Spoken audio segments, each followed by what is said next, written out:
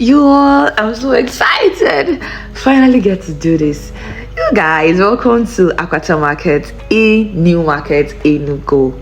I decided to make this video today because it is long overdue. I always talked about wanting to make a video so you guys can just come with me to see how my regular day or what a regular day can look like, especially in this kind of markets. And I wanted you guys to come along with me. Trust me, it was not a funny ride because I did not know this can be so difficult. I mean, I kept forgetting to record a lot of things. But I just hope you enjoyed this video. So, if you're just joining us on this channel, welcome to my YouTube channel. My name is Abby. And on today's video, I'm going to be showing you how my market ordeal went from all of the whole pricing and everything. I could not cover a whole lot of things because I was just forgetting to cover these things. I would literally leave a shop and remember I did not cover. It was just like that. So what you can see in this video was the parts where I remember to cover. So I hope you please enjoy this video. It may not be perfect, remember, don't judge me, but enjoy this video. I came to get rice. Now, you see what I'm talking about, not covering everything. I had to drop my phone when the woman told me the price. Like, I forgot why I was making a video. When she told me a bag of rice was 50,000 naira, I totally lost it. And I was shocked at the price of rice, 50,000 naira, a whole 50,000 naira. I had to just buy half bag because what? 50,000 naira for only bag of rice. I headed to where I wanted to get palm oil. And again, I could not even cover everything. I forgot. I got the palm oil. I headed to where I wanted to get egusi and ogbono. That's for making draw soup.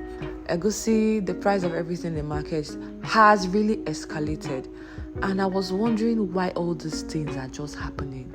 But then, man must chop, so I just had to get these things because by December, you can't even beg anybody for anything because they will tell you they bought at the same price and they have to sell for a higher price to make gain. And that's very understandable, but I actually wonder how people survive with all these prices escalating every day. Let's not even talk about the price of fuel. We'll talk about that later.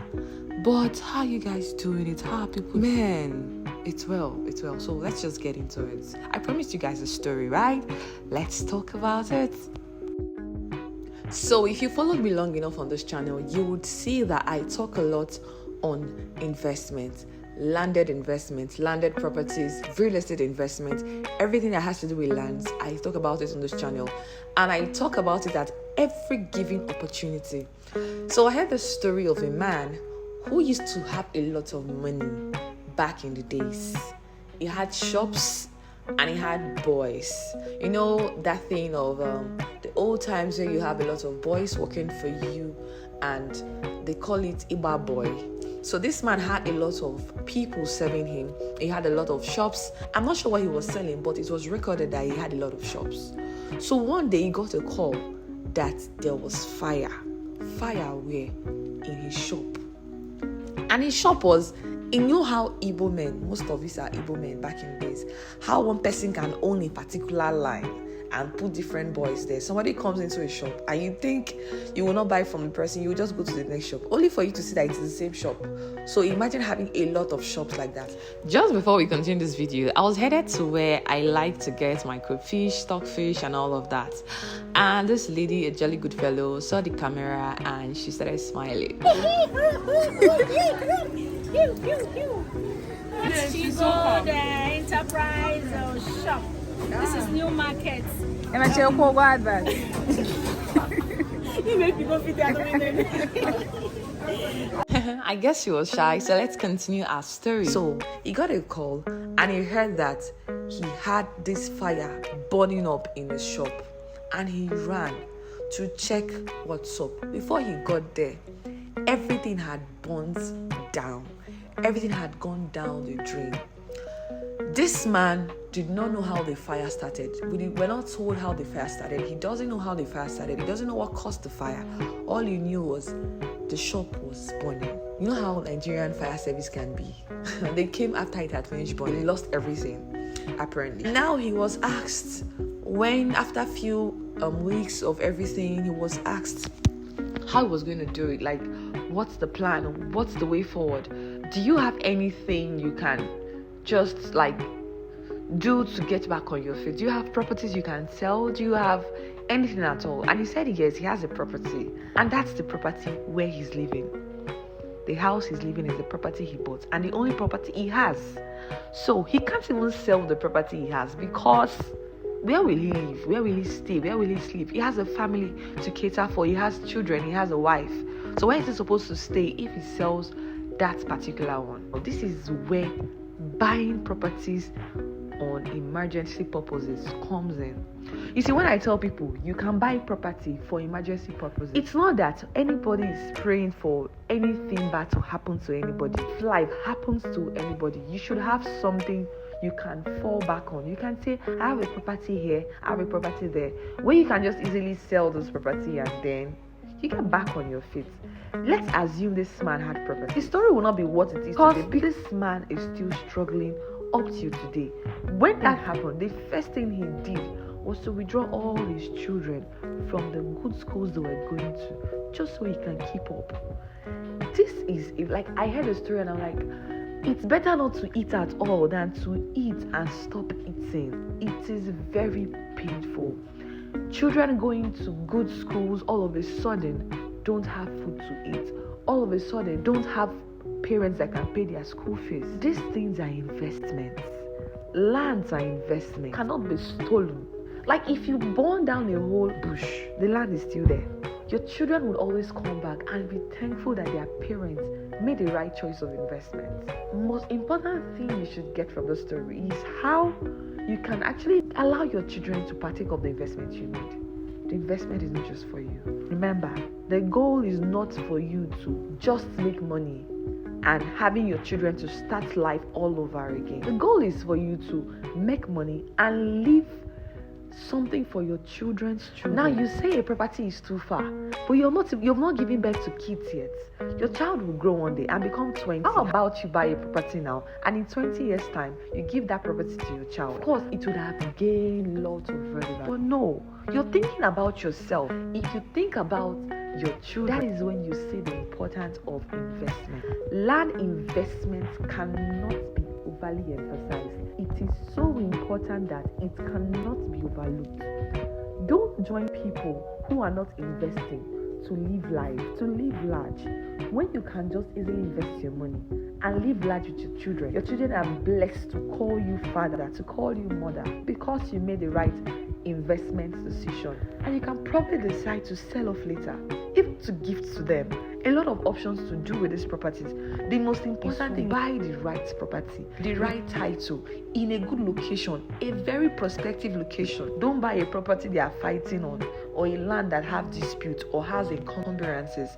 These are the things you should look out for. But if it's about a property being too far, I am yet to understand that property that is too far. No property is too far. It is just what's your plan for the property. How much do you even have for your property? Let's begin from there. Having said that, I proceeded to where I wanted to get fresh tomatoes. Now, the funny thing is, the last time I came to this market was exactly 1 week ago, and I got tomato for just 1,500 naira for half pinta. And I came to the market and they were telling me 2,500. How? I don't even understand. Like now it's already 5,000 naira. But we're able to bargain 4,000 naira for her to give us one pinta. After plenty, I beg. After the whole going back and forth, she agreed to sell one pinta for us and refused putting a lot of extras, because she said she's buying it so expensive, so she cannot put extras for us and all of that. But we begged her and she finally agreed to put a little more. Afterwards, I proceeded to where I wanted to get pepper. So I had to get some pepper. I would have to blend and put in the fridge in order to preserve it. Also, I got this long pepper, popularly known as shombo. But again, I forgot to record it. I'm just saying this in this video.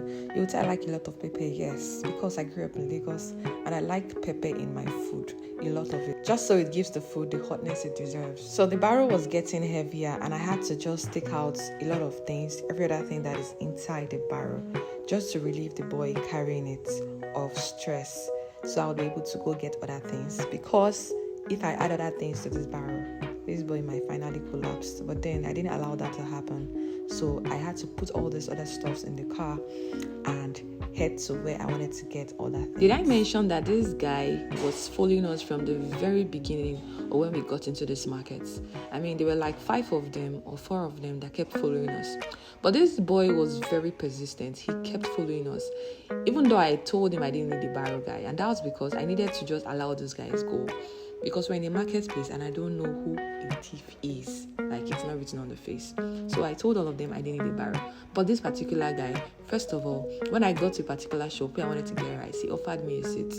He tried every possible means just to get my attention. And when it was time for all of them to ask me who I want to finally use, he kept telling me that I was the one who got you a seat when you got to that shop. And that alone helped me to make the decision of who I actually wanted. After offloading everything into the car, I just gave the guy 1,000 naira, allowed him go so I can go get yams. I love yam a whole lot. The funny thing is, anytime I see yams, I don't think about yam and egg sauce. I don't even know why. I don't even think of yam porridge. I think of yam and local sauce. When I mean local sauce, I'm talking about you have the that's the waka. Of course, you saw me getting waka. I like a lot of it. Pepper, ginger and garlic. Yes, you heard me right. Ginger and garlic inside local sauce. You can try it and you will thank me later. So I like yam, so that's why I got enough of it so it can serve me for some time. I was inside the car and had totally forgotten again to make video. Thank God for my friend who was with me and who saw that I kept forgetting to make videos. So she had to beg this woman who sold yams to us to put this yam into the car while she made video. It was after she came into the car and she shouted, "Nde contents." So we headed straight to where we usually get spices, and I always buy from this woman. I don't even know why. And don't ask me why I'm buying a lot of spices. Don't ask me why I'm buying things like a family woman.